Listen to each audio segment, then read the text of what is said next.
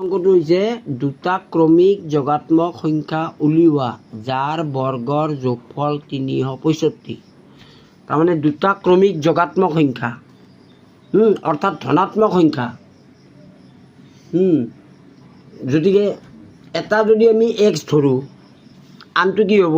ক্ৰমিক হ'লে x plus 1 হ'ব।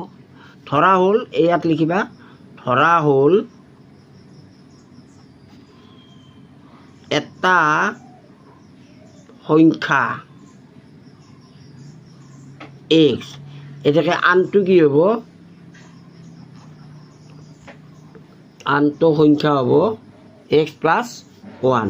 এইবিলাক হৈছে তোমাৰ ক্ৰমিক। ক্ৰমিক মানে কি? একৰ পিছত 2, 2ৰ পিছত 3, 3ৰ পিছত 4, এনেকুৱা এইবিলাক হৈছে ক্ৰমিক। গতিকে এক্সৰ পিছৰ সংখ্যাটো কি হ'ব? X plus 1। ক্ৰমিক অখণ্ড সংখ্যা এইকেইটা। গতিকে আমি এই সংখ্যা দুটাৰ কি কৰিব লাগিব?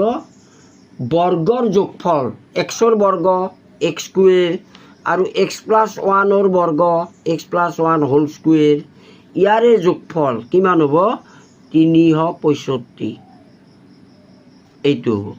অৰ্থাৎ এইটো আমাৰ প্ৰশ্নমতে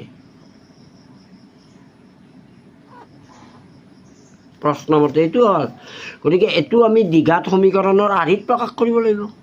দ্বিঘাত সমীকৰণৰ আৰ্হিত কি হ'ব? এক্স স্কুৱেৰ প্লাছ এইটো এ প্লাছ বি হোল স্কুৱেৰত ভাঙি লোৱা। এ প্লাছ বি হোল স্কুৱেৰত ভাঙিলে কি হ'ব? X square plus 2x plus 1 square মানে 1, এইটো হ'ব। আৰু 365টো এইফালে যদি আনি থোৱা একেলগে, -365 = 0, এইটো এনেকৈ লিখা।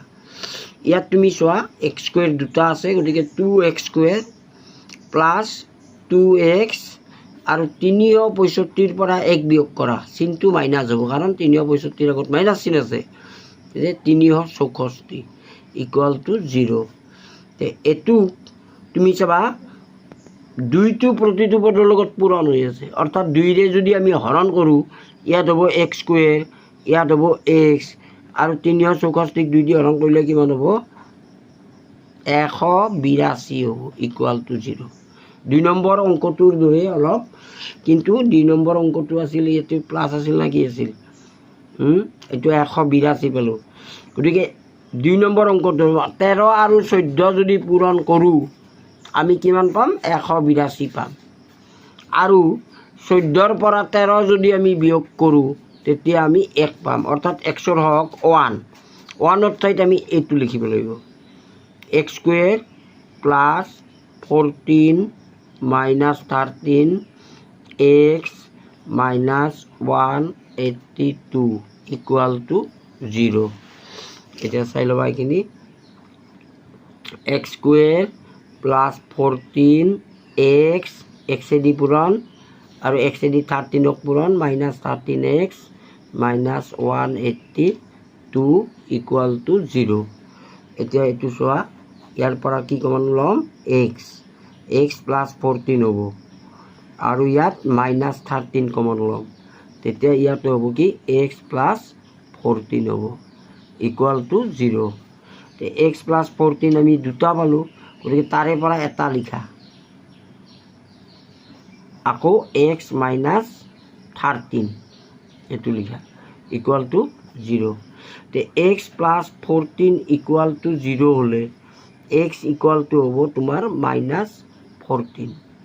কিন্তু এক্সৰ মান ঋণাত্মক হ'ব নোৱাৰে, যিহেতু আমাৰ যোগাত্মক সংখ্যাৰ কথা কোৱা হৈছে। গতিকে ই অসম্ভৱ বুলি তুমি লিখি থোৱা। এইবাৰ এক্স মাইনাছ 13 = 0 হ'লে এক্স = 13। অৰ্থাৎ সংখ্যা দুটা হ'ব, এটা যদি 13 হয়, আনটো কি হ'ব? 1 বেছি, আনটো সংখ্যা এক্স প্লাছ 1, গতিকে 13ৰ লগত 1 যোগ কৰি 14 পালোঁ। 13 আৰু 14 একেই দুটা সংখ্যা।